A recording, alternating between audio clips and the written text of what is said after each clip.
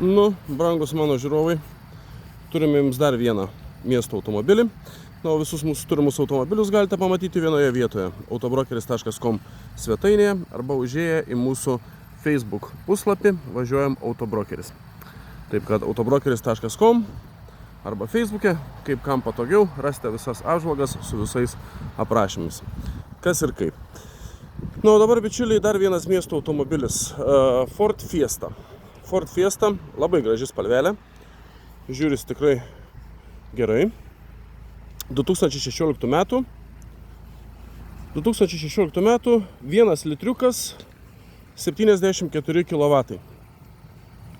Ekonomiškas miesto mašiniukas su pakeistais diržais, pakeistais tepalais, taip kad nusipirkus, nieko daryti nereikia, naujas technikinis, sėdat, kaip sakant, ir lėkėt.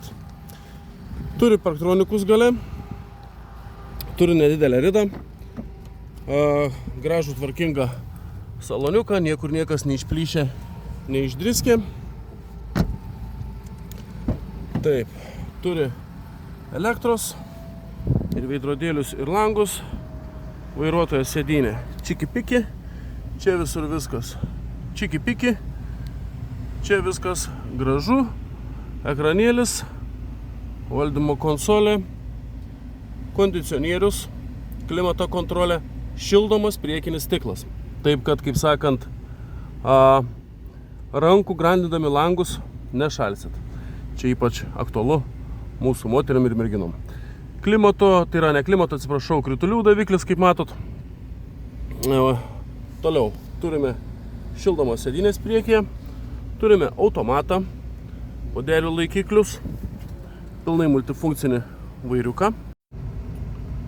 Autopilotas, neblogai skambanti muzika. Na ir ridos turime 149 tūkstančius. 149 tūkstančiai, tai čia sakau, viskas tvarkoj, to labiau kaip pakeisti diržai, pakeisti tepalai. Tai kaip sakant, kaip ir sakiau video pradžioje, nieko daryti nereikia. Nusipirkat, prisiregistruojat ir lėkit. Toks automobilis šiai dienai jūsų dėmesiu. Jeigu domina toks automobilis, tai kaip visada kreipkitės nurodytais kontaktais virš mano galvos, Važiuojam Autobrokeris Facebookas arba Instagramas, arba skambinkite nurodytą telefono numerį. Tais pačiais kontaktais galite susiekti su mumis, jeigu norite pastatyti savo automobilį pardavimui mūsų aikštelėje. Viskas paprasta, greita ir sklandu ir, kaip sakau, be jokių absoliučiai rūpesčių.